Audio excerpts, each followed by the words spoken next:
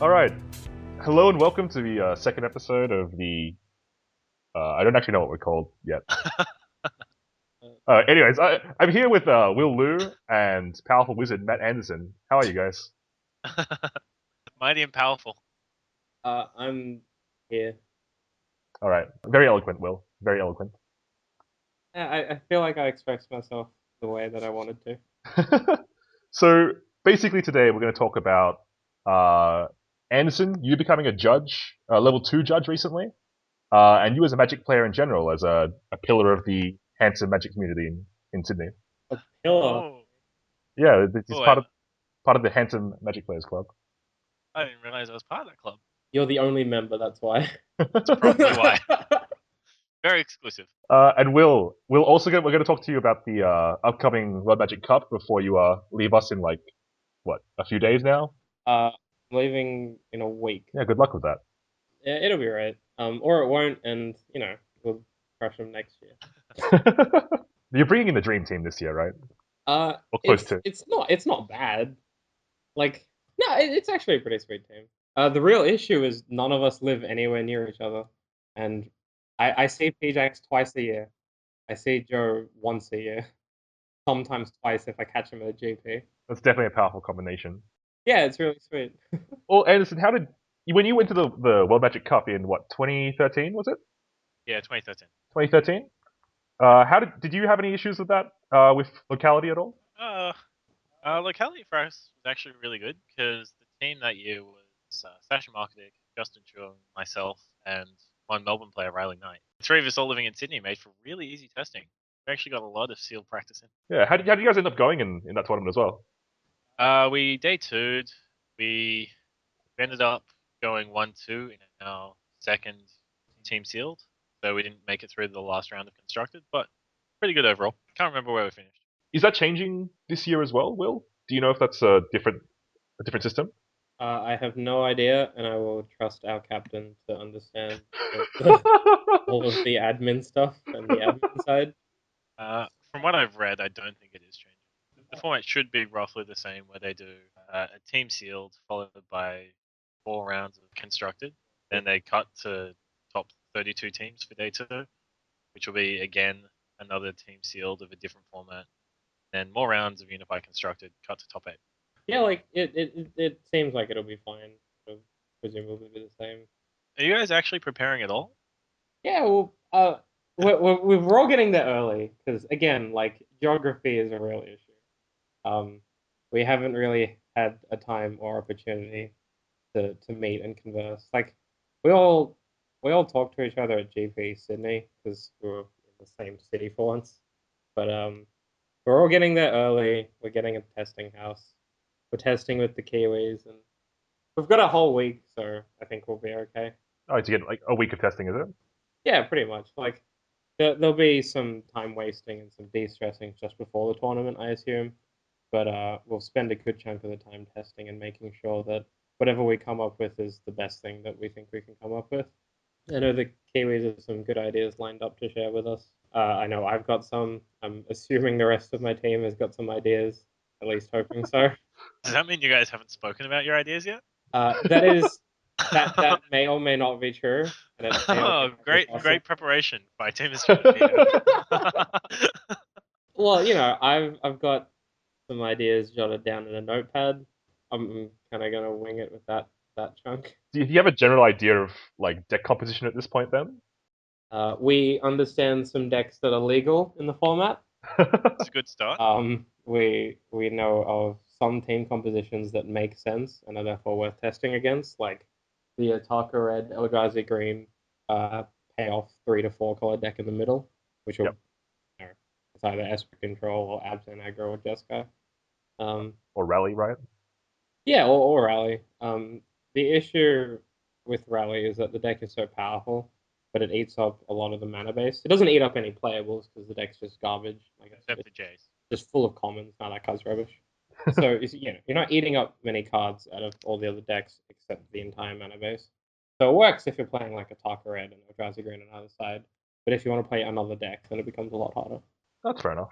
So, Will, this is going to be your first professional rules enforcement level This question. Yes, it is. Oddly enough. Well, Thank you, Jim.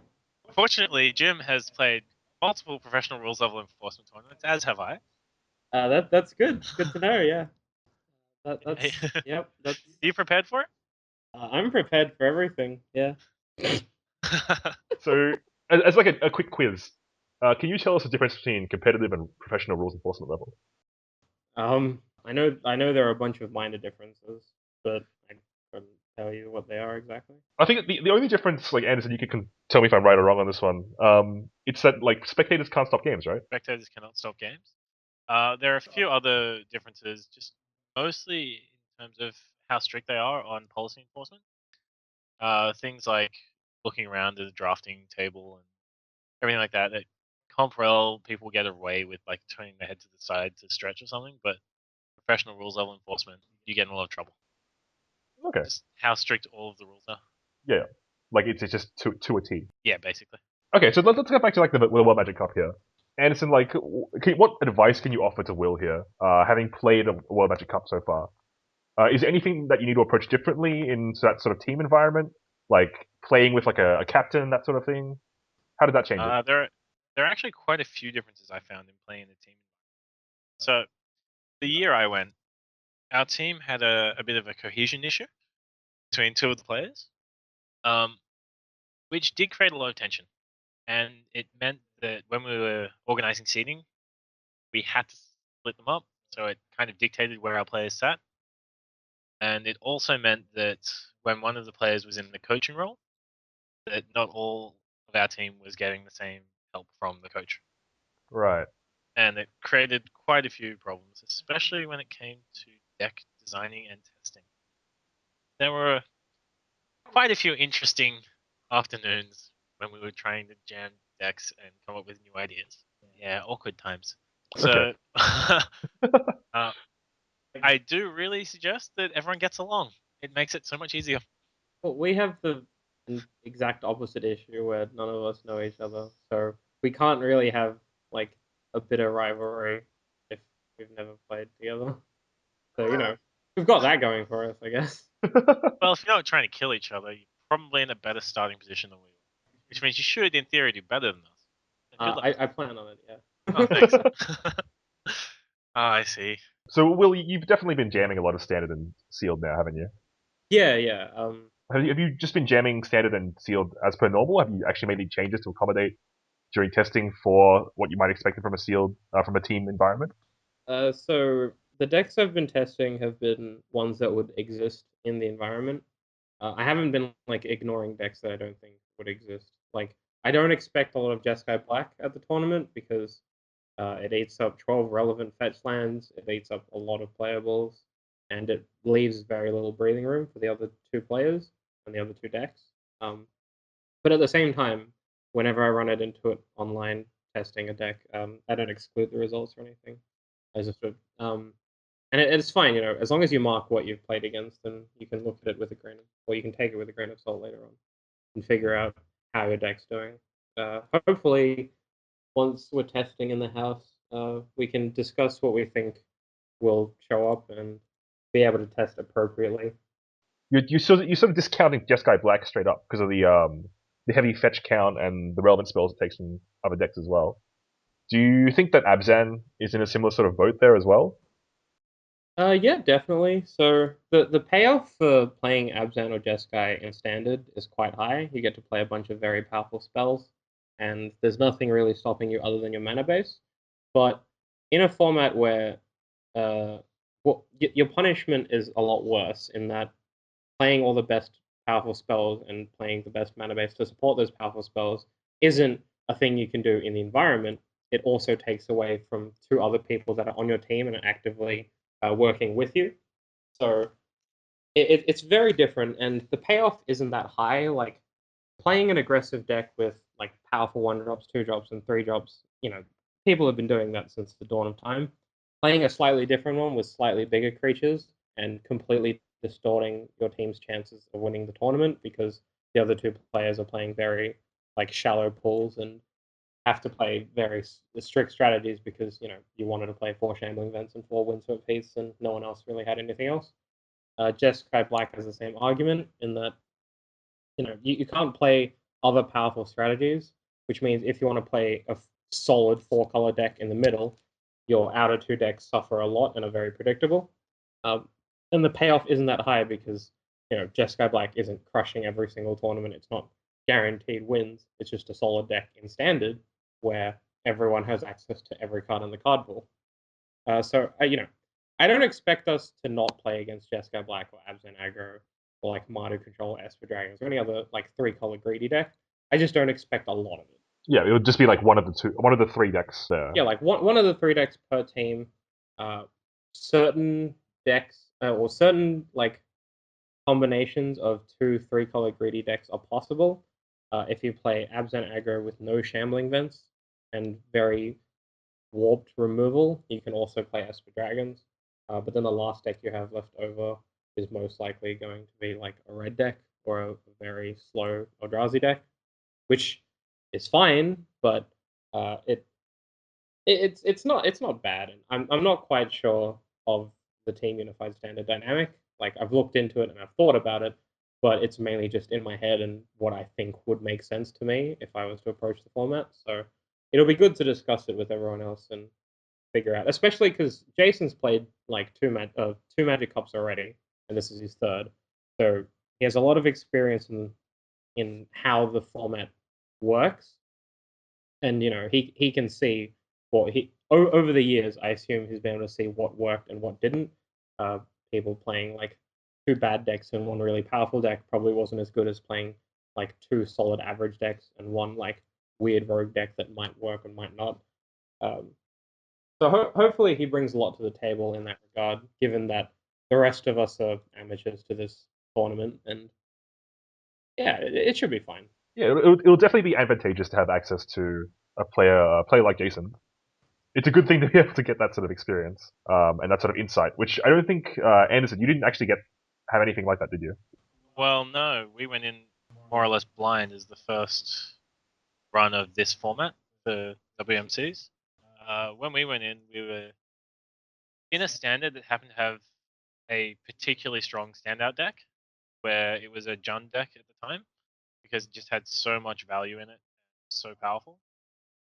And we could also afford, in my year, to play 2 tricolor decks quite easily. We actually ended up playing 3 tricolor decks from memory, because the mana bases didn't overlap too badly. We took like 2 minor hits from a perfect standard mana base to make it playable. And it worked really nicely.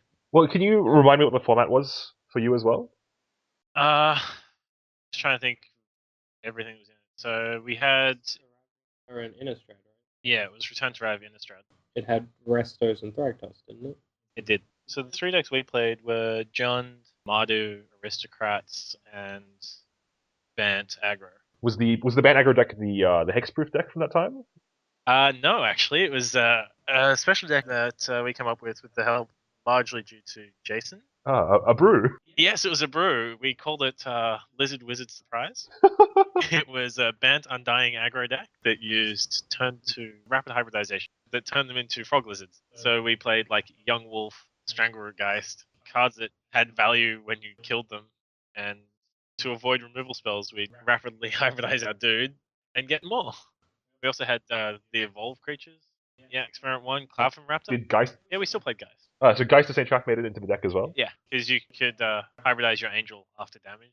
Was this definitely better than just playing the actual hexproof deck? It was much better because of the tournament constraints. The format itself made the deck better. Okay. When Bant Hexproof got hated out by at least 2 of the decks that were in the format because it was going tall as opposed to going wide, and everyone was expecting that to be one of the trio decks because it was really easy to fit in. It didn't have cards that overlapped from other decks. And so everyone was preparing Edict effects. Things like Liliana was in the format. Tribute to Hunger was all over the place. Yeah. Fire and Blood was seeing a lot of play. So we decided to completely alter our angle of attack for the Bant deck. And we went really wide. Instead of trying to go straight tall and punch over, going around made every matchup so much better because they just weren't prepared. What was the nutco with that deck? Oh, let's see if I can remember the nut curve. It would have been something along the lines of turn 1, experiment 1. Turn 2 would be Strangleroot Geist attacking after you've evolved. Turn 3 would have been Cloudfin Raptor, rapid hybridize your Strangleroot Geist, double evolving, and the last one. Because Geist was the worst card to play on turn 3. It was just the slowest and least impactful. That's interesting. I can't remember what the last card was. But yeah, we played some really weird cards in that deck. It was really good. Sounds like it was a lot of fun. Oh, it was so much fun. So in the first constructed portion, Riley Knight was actually piloting that deck, and I was the coach for the portion. And one of the rounds we came up against, I think it's Czech Republic, Stanislav Sivka, was playing Blue-Black Control. And being a fairly familiar pilot of Blue-Black Control, I knew exactly what to do. There was one particular game, it was the first game, on turn 5, we had 2 rapid hybridizations in hand. We had a Strangleroot Geist and a Young Wolf both on the board. And anyway, he got to turn 5. He killed a few of our other threats. And he tapped out to play a Curse of Death's Hold. To which we promptly responded with by rapid hybridizing both of our Undyers. So we ended up keeping them as exactly the same size. And we got 2 2/2s and then killed him for the exact season. That's a beating. So, like, this is the sort of thing you like to do in Magic, right? You like to brew. Yes, I love brewing. It is so much more fun. As opposed to what I would say, like Will Lu, you like to play an established deck and learn it right through, right? I mean, I've been doing that recently. I don't know if that's what I prefer to do, but I can see why people would have that opinion of me after seeing most of my recent Yeah. tournament results. I mean, you had pretty successful tournament results recently through just jamming standard, like going through each deck and just jamming it infinite times, right? Yeah, pretty much. Like if you spend enough time and play every deck in standard enough or play against it enough, you'll understand all of the matchups and what every deck can do intuitively. Which it doesn't help if you're trying to break the format because then you still have to work it out and you have to find the holes and you have to make sure your deck works and make sure your mana works. But if at that point you then decide to play the best deck, it means you know exactly what you're up against usually after your opponent plays their first land. Uh, if they play like a red white scry, you're like, well, right, there's some Chain to the Rocks coming, there's some Outpost Siege, that sort of thing. I know how to beat this. I've played against it before, or I've lost against it before, and I know what's coming. Yeah. So it's familiarizing yourself in these situations. But you can do the same thing with a brew, right, Anderson? Oh, you definitely can. The biggest problem with brews are when formats aren't very stable. So, unfortunately, at the moment, standard is a bit cyclical, and it's kind of rotating back and forth through 3 main decks, like 3 different strategies. And when that happens, it's really hard to come up with one brew because every particular deck that is dominant for 1 week will have major holes. But when a format is really stable, like back in the old days of Core Blade or Delver, when they were in standard, 90% of players were on those decks because they were the best deck. Yeah, there's a dominant deck for that season. Yeah, there's a dominant deck, and there are like 2 to 3 counter decks for them, but they have to be played really well to have a decent matchup. Okay, so that would you say it's more to do with the brew, your metagaming, or just your skill as a player? Because you're widely regarded as a stone cold master. I wouldn't know if that's widely regarded as. Definitely a name that has been associated with me from the Melbourne community. I mean, you recently played to a top 8 of what the WMCQ with Learn from the Past in the deck. Yes, I did. So these sort of off the wall choices. Yeah. To be fair, the deck I qualified for my WMC with 2 years ago was running Mutilate in a 3-color control deck instead of Supreme Verdict. All right. I'm perfectly happy to play the alternate cards. Yeah, I guess you could say your methods are different. What are you doing differently? What's making you so much more more of a wizard than the rest of us. I know whenever I try and jam something like bizarre in my deck, it always ends up being awful. I'm pretty sure it's because I play just far more casual events on a regular basis than most players who want to go and play the WMCQs, the RPTQs, whatever else. Because I'm perfectly happy to go and jam a local FNM every week, and I can play whatever I want there, and it gives me a really easy testing field for finding how my deck works, what the problems are, what can be improved, and it just makes it so much better jamming against other people who have settled on a deck and they just want to keep playing. Even if they don't play it perfectly, you can understand where they could have beaten you and how they could have beaten you if they'd played it slightly better, and then therefore how you can improve your own brew. Okay, so you're saying just jam a lot of games, like that's what it comes down to ultimately. They have to be relevant games. That's the Yeah. issue. Yeah, because that's definitely the point I was going to allude to. Will, like, surely if you're jamming like brews against brews, like how much do you actually get out of that? You know, I've definitely moved away from like trying to brew, and then just play like the best deck each week. Yeah, I kind of prefer that to trying to break the format and bust out something completely unexpected. But I can understand the idea of keeping your opponents off their toes. Like people who've played infinite games against certain archetypes and learnt like the meta game through and through. When you bring a brew to the table and you bring something that they just don't quite grok or they haven't had the time to test against, I can see how that can give you an edge. And would you say that's the edge you try and utilize the most, Matt? Yeah, for sure. My line of thinking on that is you get to something like a pro tour level event or a professional rules level enforcement, and everyone. Which Will hasn't played. Let's just yeah. God. Freaking damn it. Just throwing it out there, Will has yet to experience this, but everyone is of a reasonably high caliber, and they've all jammed 100 plus games against what is the expected. So they all know most of the matchups pretty well. Sure. So no one's going to make a huge mistake at that kind of event. But if you start coming at them with something completely unexpected, so you play a deck that no one's thought of, no one's bothered to test against because either they assumed it was terrible, they didn't bother putting the time in to see if they could be a good deck, or they just completely missed that you could put a certain combination of cards together for an alternative approach. They are then forced to think on the spot. They can't go back to, oh, I've been in this situation before in one of my testing games. Going this way didn't work out. Now I can play the other way. They have to think of everything on their feet. And a lot of players are surprisingly bad at that.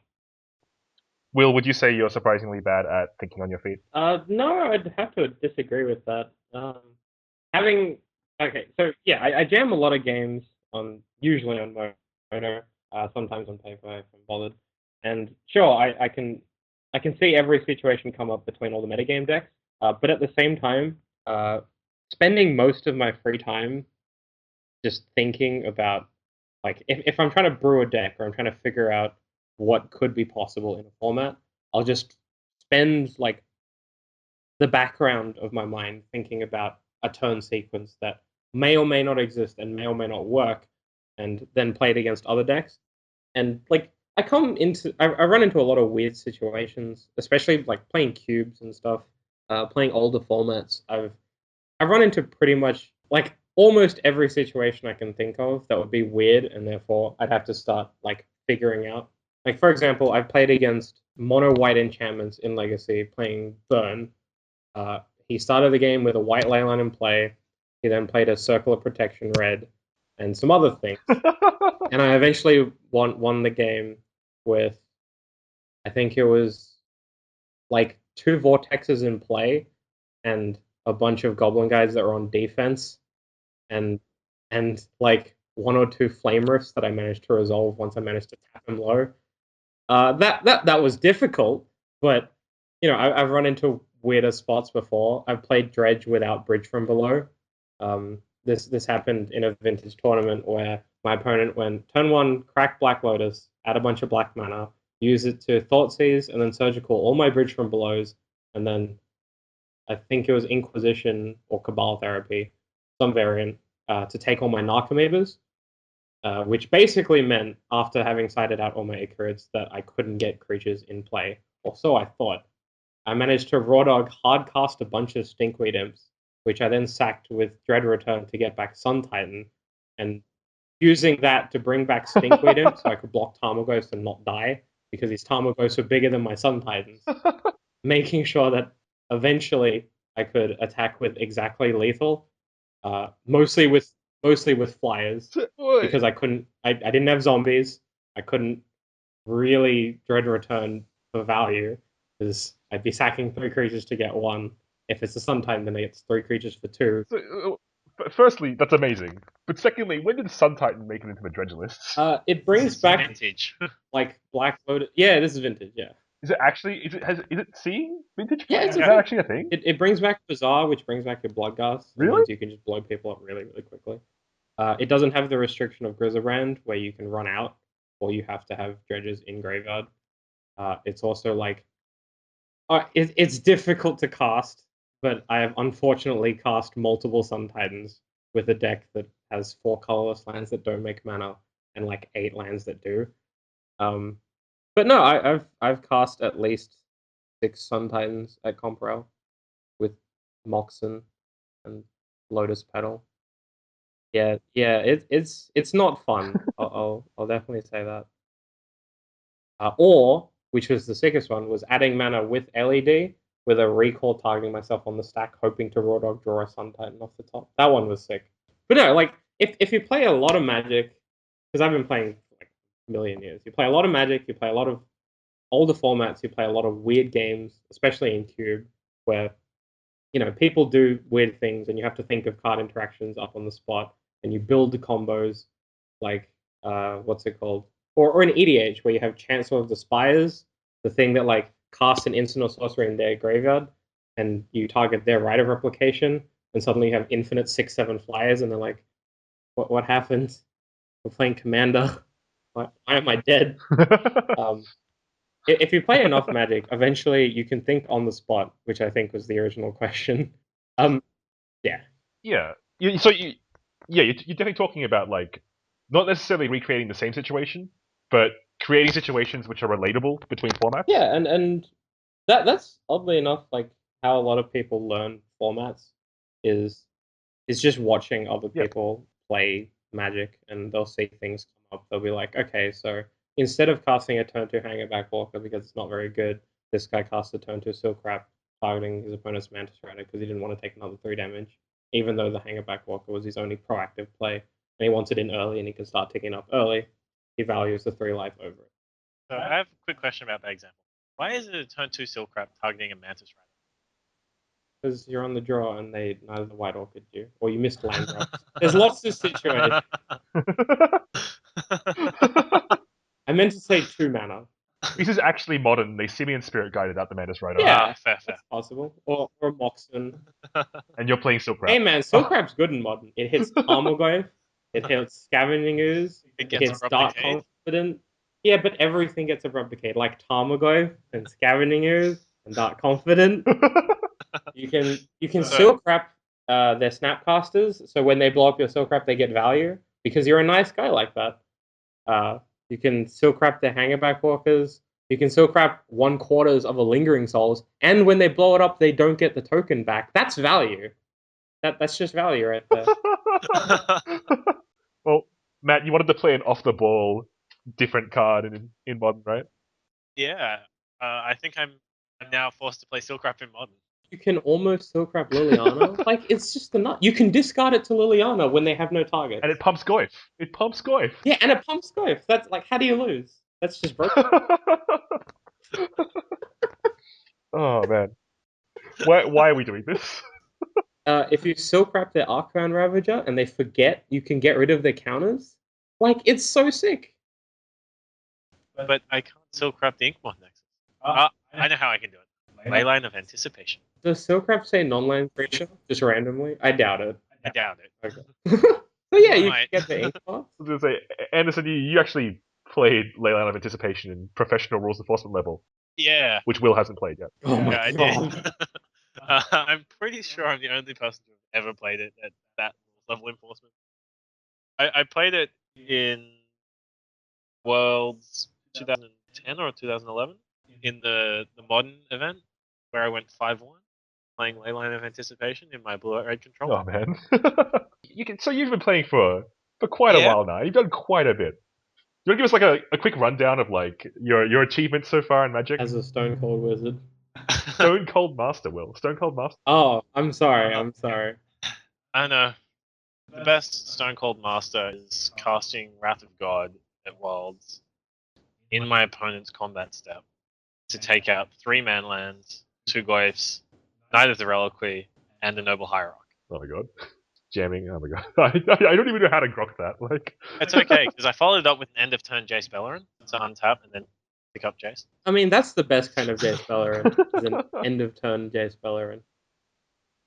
Like really? Come on, guys. I think we found what we all need to be doing. Well, if you want to hold up Cryptic, and then if they don't do anything, end of turn Ajani Vengeance, you need Leyline. And like a bunch of weird lands. Potentially. Oh god, end of turn to Johnny Vengeance. Anderson, from wrecking people left, right, and center across the years as Stone Cold Master Matt Anderson, you'd actually decided you became a judge. I did. Level 1 judge at some point. When was that? That was about a year ago, just over a year ago. And you recently completed your L2 test as well. I did. Congratulations. Thank you. I'm clapping. Excellent as well. So how tell us about your steps towards becoming a judge and what made you want to do that, and how you found judging rather than playing. So initially, I became a level 1 judge mainly to help out more of my local stores, some of the local players. I mean, obviously, I'd had a lot more experience playing at professional rules level than other people.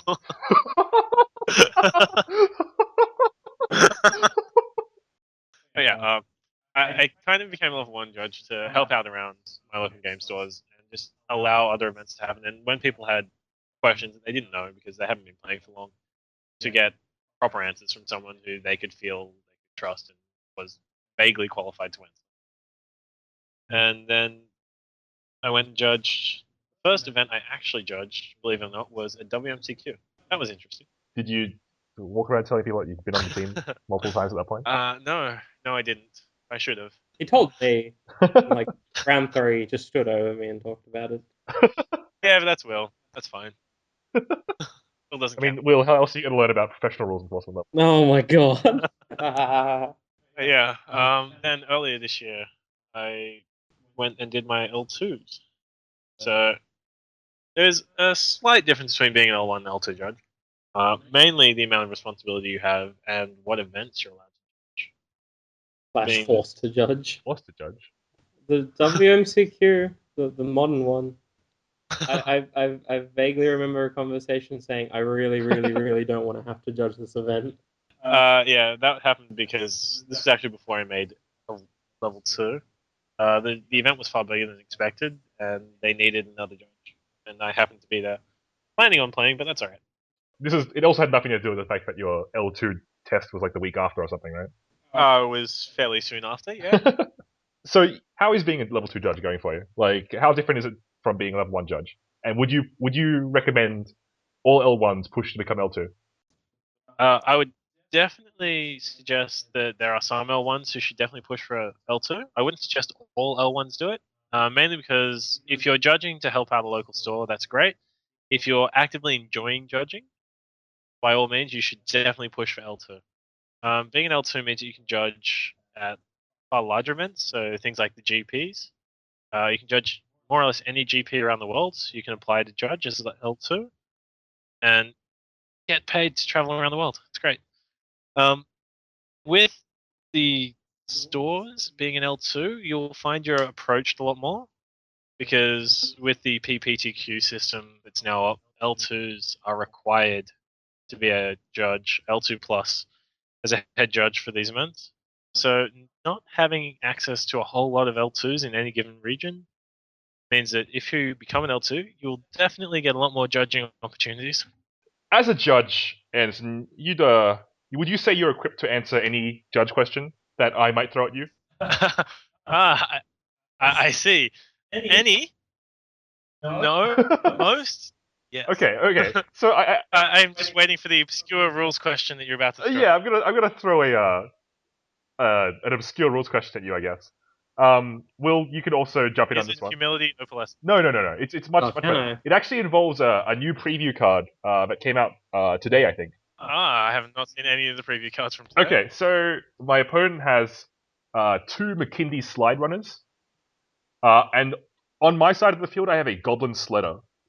It's a 1 red 1/1 goblin. With sacrifice a goblin, target creature gets +1/+1 until end of turn. I cast Goblin Sleigh Ride. You might not be familiar with this because it came out today. So the rules are: it's 1 and a red for a sorcery. Target creature you control climbs onto Goblin Sleigh Ride.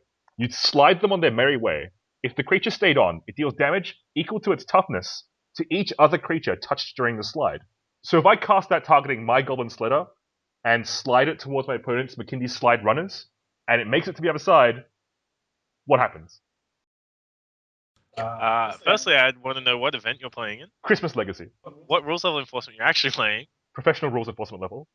Oh, this is going to be fun. It is unfortunately a silver bordered card. There are bits of black on the border. There are, but it is still a silver bordered card, which means that you can't play the professional rules level event. Sorry. So I guess at the end of the day, you'd recommend that Will Lu does not play Goblin Sleigh Ride in his deck at the World Magic Cup. Yeah, I can recommend that. That's very unfortunate. That cuts off a few of our brews that we've been working on. They were looking really promising too. One of your teammates might play it, but I suggest you don't. Oh, yeah, okay, I'm cool. As long as it gets played.